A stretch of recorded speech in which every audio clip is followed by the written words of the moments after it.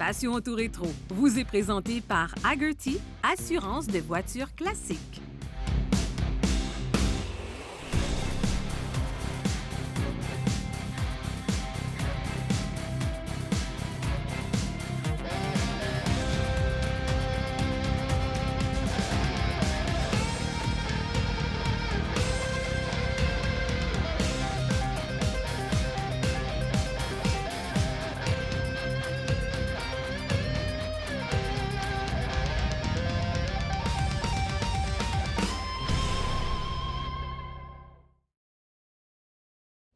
Bonjour à tous, bienvenue à Passion Auto Rétro. Aujourd'hui, c'est de Shannon qu'on vous présente l'émission. Cette semaine, on vous présente un super muscle car, produit entre 1968 et 1971.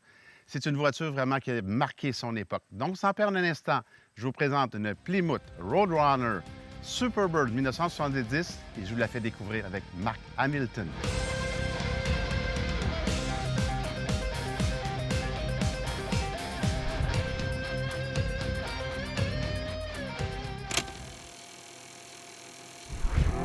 À Détroit, la règle était on gagne une course le dimanche et on vend le lundi. C'est pourquoi Ford et Chrysler se battaient lors des courses.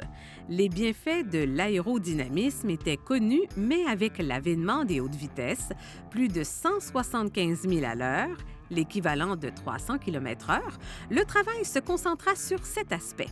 La première voiture équipée de ce nez et de cet aileron a été la Charger 1969. Sans ces équipements, les pilotes avaient l'impression de conduire sur la glace lorsqu'ils atteignaient les 180 000 à l'heure. Dodge, qui avait gagné seulement 5 courses en 1968, en gagna 22 en 1969. Dans le but de récupérer le coureur Richard Petty, Plymouth lui fit l'offre d'être le distributeur des pièces des voitures de course et on équipa les Plymouth des ajouts de la Dodge pour 1970. Certaines modifications furent apportées pour rendre plus attractive la voiture, car pour être homologuée, la compagnie devait en vendre environ 1920.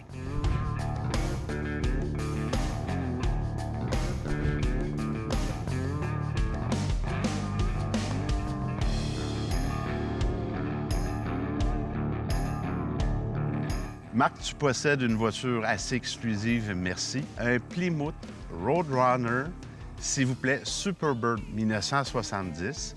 Mais avant d'avoir une beauté comme ça, mais d'habitude, on a une petite passion qui se réveille plus jeune.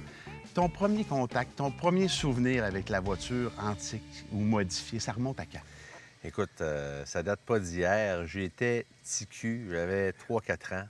Moi, j'avais une collection de Hot Wheels, de Matchbox. J'étais un passionné de petites voitures. Puis je me voyais dire plus tard, j'aimerais ça que ce soit des vraies voitures. C'était le fun, hein? On vibrait avec ça. On vibrait avec ça. Tu sais, aujourd'hui, les jeunes s'amusent avec des jeux vidéo, c'est virtuel. Mais moi, j'avais mes petites voitures, puis là, je les parquais toutes là, sur le stade. Je me faisais un stationnement, ou même je jouais dans mon carré de sable, puis là, je jouais. Puis là, j'avais des chars de toutes les couleurs, de toutes les années. Puis ma passion des voitures a parti de là, parce que je me suis dit, plus tard, j'aimerais ça recréer cet événement-là, mais en réel.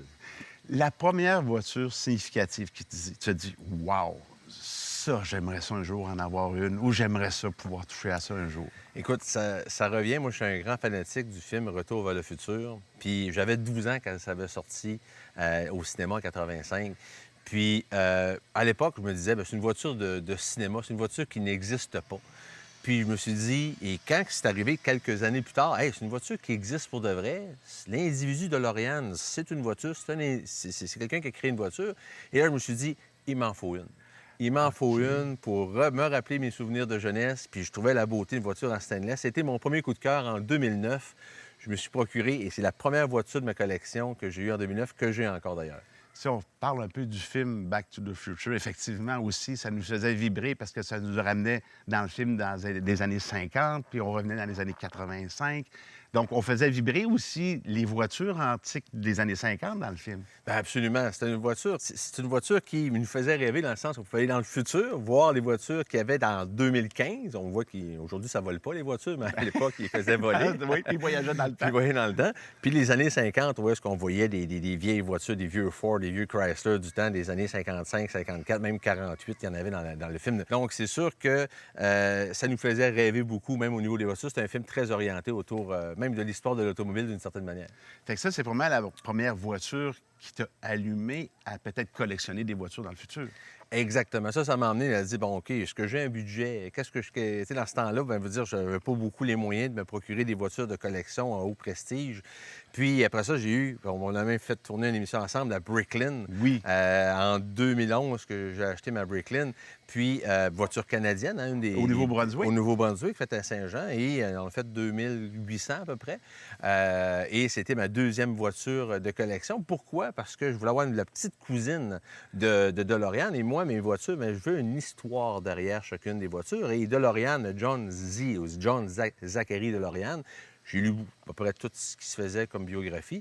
Et après, il y a eu Malcolm Bricklin, qui a été aussi un entrepreneur américain qui, lui, s'est installé au Canada pour faire sa voiture à Saint-Jean, Nouveau-Brunswick. Une voiture qui était vraiment faite avec des morceaux du bord, avec un frame d'American... Un peu improvisé, entre nous. Exactement. American Motors, puis bon, des pièces d'avoir emprunté toutes les voitures. Et ça a créé une voiture. Mais malheureusement, les deux entrepreneurs, pour les mêmes raisons, par manque de fonds, ont fait banqueroute 2 années plus tard. Souvent, on le voit, et également, c'est arrivé pour la Manic, c'est qu'on part un gros projet, l'idée est bonne, tout va bien, à un moment donné, manque de fonds, et on ferme le tout. Exactement. Ça fait des grosses faillites. Mais encore, la Bricklin demeure aujourd'hui la seule voiture canadienne qui a appartenu à des intérêts canadiens. Le gouvernement du Nouveau-Brunswick est actionnaire à 50 C'était une voiture du peuple du temps. Puis c'était ça qui, Dick Hatfield, qui était le premier ministre du Nouveau-Brunswick, voyait un peu dire on va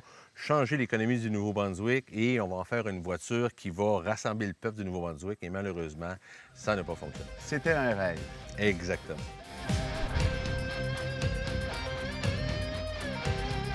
Mario, cette semaine, on parle d'un autre fabricant intéressé au VR, c'est GMC.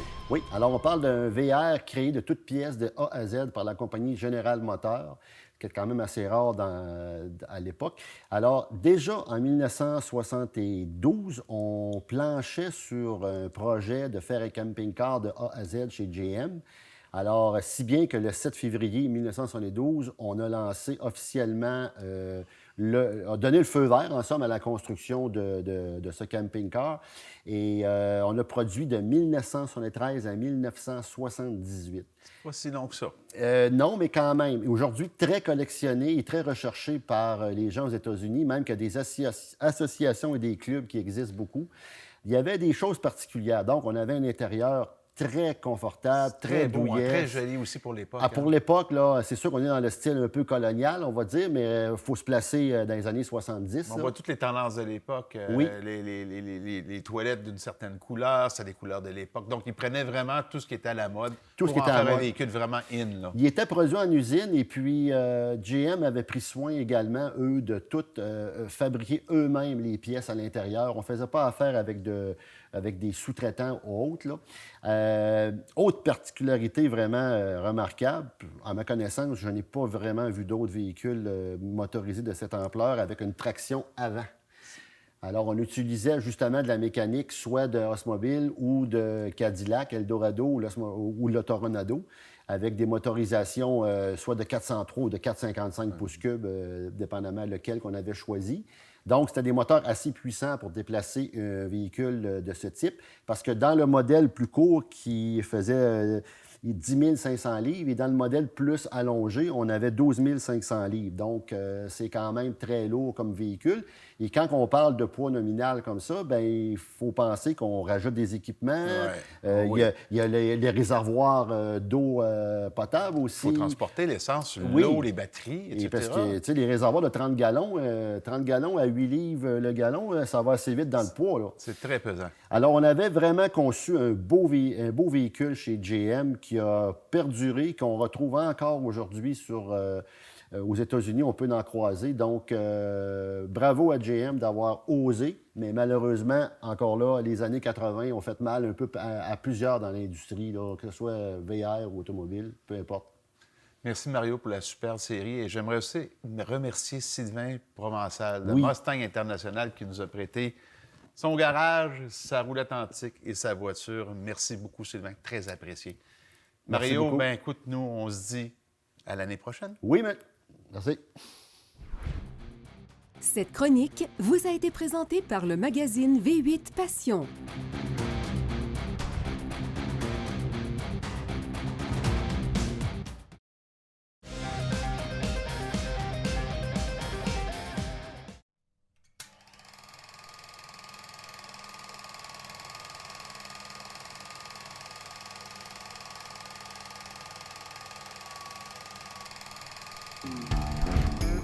Le 10 avril 1970, Paul McCartney annonce officiellement la séparation des Beatles, groupe mythique des années 60. Les 3 astronautes de la mission spatiale américaine Apollo 13, la 3e devant amener des hommes sur la Lune, reviendront sur Terre, sains et saufs, le 17 avril 1970. Ils inscrivent le record de la plus grande distance parcourue dans l'espace à partir de la Terre.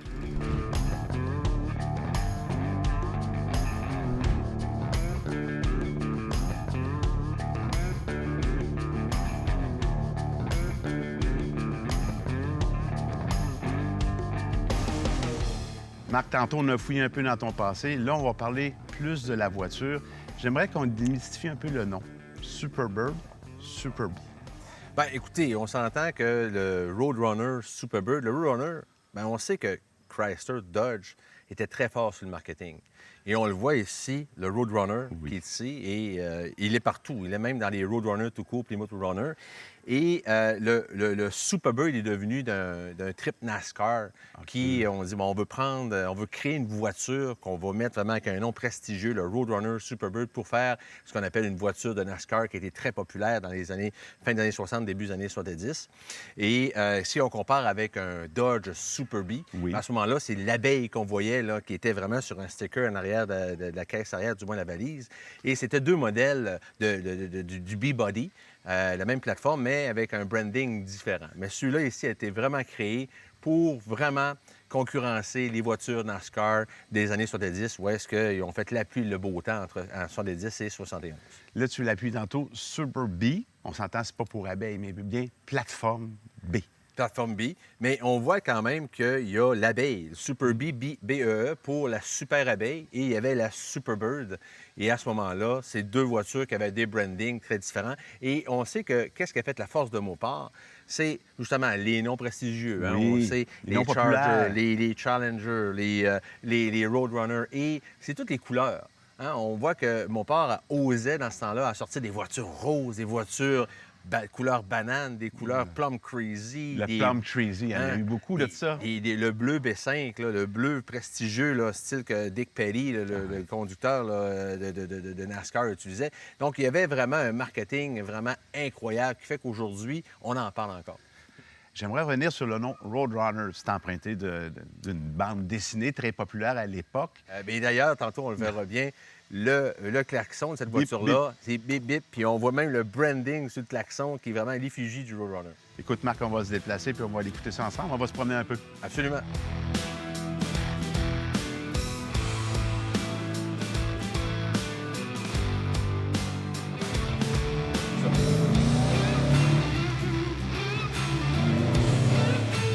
Quel son! Hey, Marc, justement, côté course automobile, c'est une voiture qui a fait sa marque, ça. Oui, bien, c'est une voiture qui a vraiment mis au monde ce qu'on appelle les wing cars. On sait que la Dodge Charger Daytona 69 et la Plymouth Superbird ont battu à peu près tout ce qui s'appelle le record dans le NASCAR, principalement, bon, à cause de l'aérodynamisme qu'ils ont créé avec le nez et la wing en arrière qui était très, très spécifique à Mopar. Il y avait eux qui utilisaient ça. À savoir si elle fonctionnait ou pas, est-ce qu'il y avait un passe à Rose Demis? J'en doute, mais il reste que le 426 EMI, la voiture, Dick Petty, Richard Petty, pour ceux qui le connaissent bien, a gagné quand même 4 Daytona dans ces années-là. Là. Les années, on parle de 69, 70, 71, dans ces coins-là. C'était vraiment dominant, là. Et c'était dominant. Écoute, à un point tel que le NASCAR, à partir de fin 71, ont arrêté, ont plus permis les wing cars et ont diminué les moteurs. Je pense que c'était des small blocks, puis je pense que c'était du 383 maximum qu'on pouvait avoir dans ces années-là. Les 426, c'était terminé.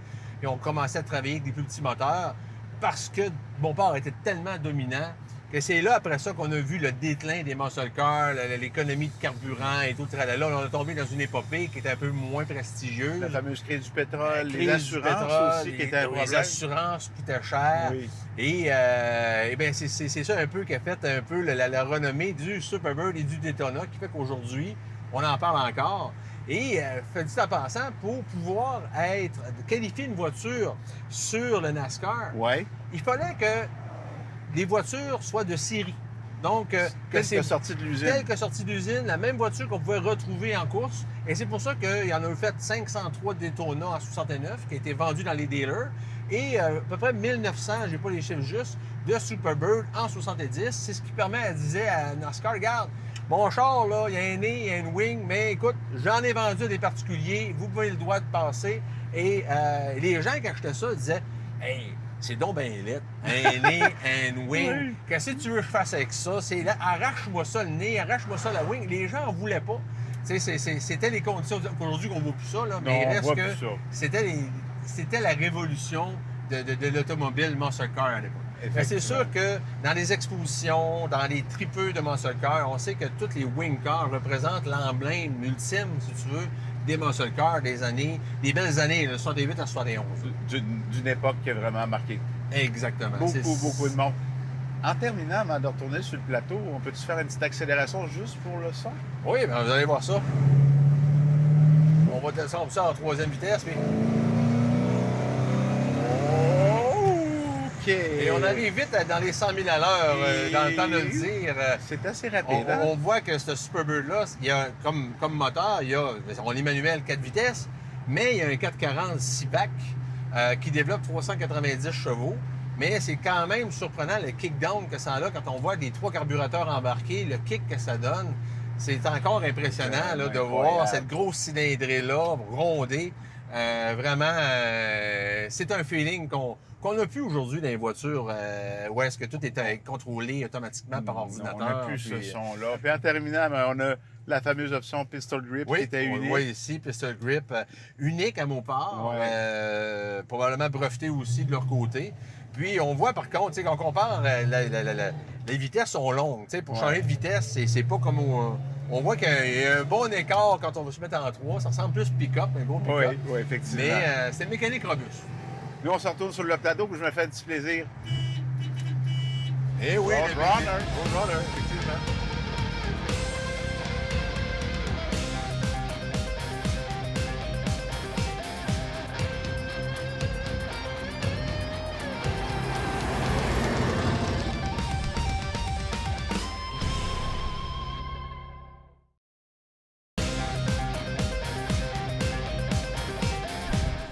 Cette semaine à l'émission, on parle de nouveau d'assurance avec notre partenaire Hagerty. Mais cette semaine, on va parler un petit peu d'assurance versus les jeunes collectionneurs. Bonjour Eric. Bonjour, comment allez-vous? Très bien. Bon, je suis jeune, j'ai 16 ans. On va donner un exemple concret. Et je veux par exemple m'acheter une Porsche de collection. Est-ce que je suis assurable? Alors, très bonne question. Je vais vous répondre en 2 volets. Comment est-ce qu'on fait pour assurer le véhicule? Et par la suite, bien évidemment, est-ce que les jeunes conducteurs sont assurables? Alors, la grande nouvelle que j'ai à vous annoncer, c'est que oui, nous assurons maintenant les jeunes conducteurs. Donc, tous les jeunes conducteurs, je veux dire moins de 25 ans, on peut les assurer aussi bien conducteur principal ou conducteur secondaire, peu importe. Ça, c'est quelque chose qu'on fait, ne vous inquiétez pas. Ça se fait. Ça se fait. Après, maintenant, pour assurer un véhicule, c'est très, très simple. Chez nous, on ne requiert pas d'évaluation, on va dire, professionnel, à moins que le véhicule soit extrêmement modifié. Ce qu'on demande en revanche, c'est 5 photos, de l'intérieur, de l'extérieur et du moteur. Donc le processus est très simple et vous pouvez aussi bien évidemment voir la valeur de votre véhicule en fonction de la condition sur notre site internet. Vous avez accès à notre outil d'évaluation qui est gratuit aussi bien sur internet que sur notre application Hagerty Insider. Oui. Et donc pour ça, vous pouvez voir un peu les valeurs, donc n'hésitez pas. Je suis assuré chez vous, j'ai une petite voiture antique. Effectivement. Je sais, oui.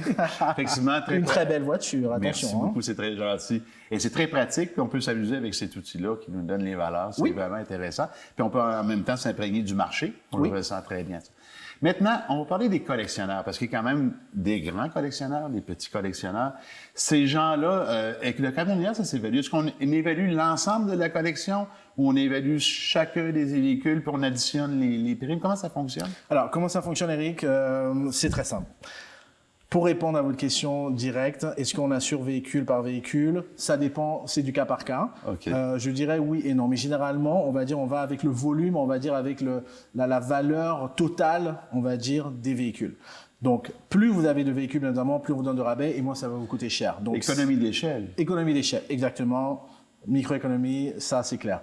Donc, pour assurer des collections, c'est pas compliqué. Vous nous appelez, nous, encore une fois. On va vous référer à notre partenaire Leclerc. Je vais travailler avec eux directement.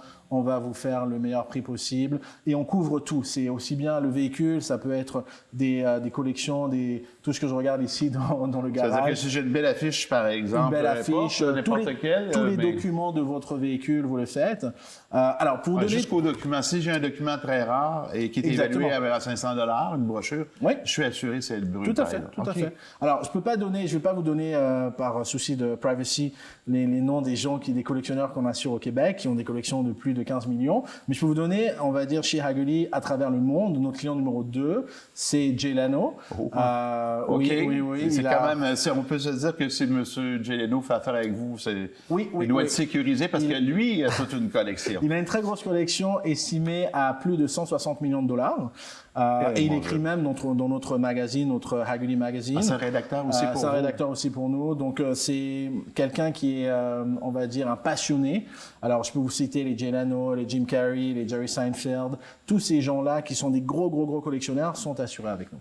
Et il y en a beaucoup au Canada, mais on les nomme pas présentement. Oui, non, je ne le ferai pas pour des raisons professionnelles. Exactement. Éric, je te remercie beaucoup. Merci à vous, Éric. Ce fut un plaisir.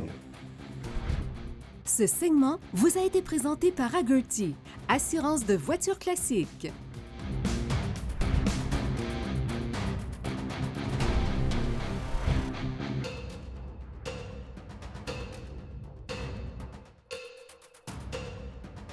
Marc, merci pour la belle balade. Je suis promené dans une voiture légendaire grâce à toi. Dans la vie de tous les jours, est-ce que c'est des voitures que tu gardes dans un garage, que tu regardes ou tu en profites? Moi, je suis pas style bibelot, je suis pas style collectionneur qui garde des voitures dans un salon puis qui fait juste enlever la poussière dessus puis qui roule pas. Moi, mon plaisir, c'est des utiliser sur une base. Je dirais, tous les étés, je vais mettre 1500, 2000 km par toutes mes voitures. Et c'est ça mon fun. Mon fun, là, puis je me dis, bon, lui, ce Superbird-là, bon, c'est aujourd'hui que je le prends, il fait beau, je vais travailler avec, je vais avoir un de mes amis à Montréal, je le prends, je mets du millage. Les gens ils disent, « Hey, man, t'es fou, prendre ça, ça vaut une fortune. » Puis je dis, écoute, l'argent, là, on s'en fout, je vais avoir du plaisir. Puis s'il brise, il brisera. S'il y a une fuite d'huile, elle coulera, je vais la réparer. Si j'ai un petit chip de peinture qui lève, c'est pas grave, j'ai du fun avec eux autres. Puis toutes mes voitures, je veux les prendre. C'est mon plaisir. Vraiment, mon plaisir, c'est pas de les montrer aux gens. Mon plaisir, c'est de rouler avec et d'en profiter. Puis c'est un plaisir qu'on peut vraiment apprécier parce qu'on a toutes sortes d'époques dans ta collection. On va en parler un peu plus loin.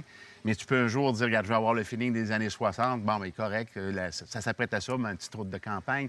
Ou tu peux avoir le feeling d'avoir plus de performance à ce moment-là. Tu t'adaptes puis tu t'amuses. Ça dépend beaucoup de quelle humeur je me lève le matin. Si je me lève le matin puis j'ai des gros sourires comme ça, j'ai le goût de faire des babayes à tout le monde, je vais prendre ma DeLorean. Même chose avec le Superbird, puisqu'on reste pas, je dirais, inaperçu. Quand on arrive gazé, c'est évident qu'il faut prendre un certain moment, parce qu'il y a beaucoup des amateurs qui arrêtent, puis j'ai des questions à poser, salut, Fait que quand je veux être plus sportif, j'ai de l'adrénaline un peu plus à côté le matin, mais je vais prendre ma démon, je vais prendre ma Viper. Bon. Et là, ça dépend toujours de l'humeur et de la température. C'est sûr qu'à la pluie, idéalement, à moins d'être pris dans un orage, je ne les sors pas des journées de pluie. après la DeLorean, après la Breitling qu'on a parlé tantôt, il y a eu d'autres voitures. Parle-moi un peu de comment tu as bâti ton environnement de voiture. Et après ça, je me suis varié un peu. J'ai dit, bon, quelles sont les prochaines voitures? J'ai eu un Dodge Challenger Hellcat en 2015 qui est sorti avec les 707 chevaux. Puis là, je dis, je veux filer vraiment à muscle car. C'est une valeur sûre, ça. C'est une valeur sûre. Oui. Et là, je l'ai changé pour m'acheter le Démon, le SRT Démon, Challenger Démon 2018. Là, je voulais avoir un muscle car vraiment Mopar. Moi, je suis beaucoup plus vendu Mopar pour des raisons évidentes. Et après, bien, je voulais avoir un véhicule beaucoup plus cossu, vraiment un 4x4 qui a fait de renommée. Je me suis acheté un Hummer H1 que j'ai fait faire sur mesure selon mes besoins. Un pur race. Un pur race. Puis là, c'est un autre trip aussi. Quand tu embarques là-dedans, bien, à ce moment-là, c'est sûr que c'est pas pour la performance, hein, c'est beaucoup plus pour le look, puis bon, même aller un peu hors des sentiers battus. Et après, bien, il est devenu, bon, la Viper. En parallèle, je voulais une belle décapotable. Puis je me suis dit, qu'est-ce qui serait intéressant d'une belle décapotable? J'ai encore une Ford Thunderbird 2002. Que j'ai vu tantôt. Elle est belle. Elle est très jolie, 2002. Puis ça, c'est... Curieusement, c'est le cadeau d'anniversaire que j'ai donné à ma femme après la première année d'anniversaire. J'ai dit, qu'est-ce que je pourrais te donner comme anniversaire? Puis elle a dit, j'ai donné pas la Superbird, mais la Thunderbird. Puis elle l'a encore aujourd'hui, elle roule avec. Puis on a beaucoup de plaisir. C'est une voiture vraiment tout allée. Low profile, mais très performante quand même malgré tout. Et viennent après, bon, d'autres types de voitures. J'ai une Camaro Z28 que j'ai eue, que j'ai achetée l'année dernière. Une Camaro vraiment spécialisée, où est-ce qu'en 2014-2015, ils en ont fait seulement 57 pour le marché canadien. Ça, c'est rare. Et 1800 au total entre 2014 et 2015. Une Camaro pimpée, si on veut, Z28 pour la track, avec les suspensions Bilstein, avec les freins carbone céramique et le moteur LS7 427 de la Corvette qui est dans la Camaro. Marc, on voit que tu connais ça. On dirait que tu fais toujours des bons choix. On essaye d'avoir des voitures qu'on a du plaisir, mais qui, en bout de ligne, ne perdent pas de valeur. C'est le but ultime. Mon but, c'est pas de vivre de ça, pas du tout. C'est d'avoir du plaisir, mais d'avoir quand même une source d'investissement pour le futur. Marc, merci infiniment. Super intéressant. On a appris plein d'affaires grâce à toi. Merci beaucoup. Hey, merci beaucoup, Eric. Merci.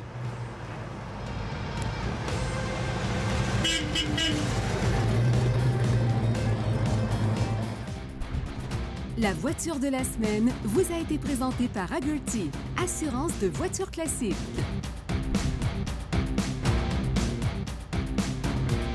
Et c'était Éric Fortier. J'espère que vous avez apprécié. Au nom de toute notre équipe, je vous souhaite une très bonne semaine et je vous donne rendez-vous la semaine prochaine pour une autre émission Passion Auto Rétro.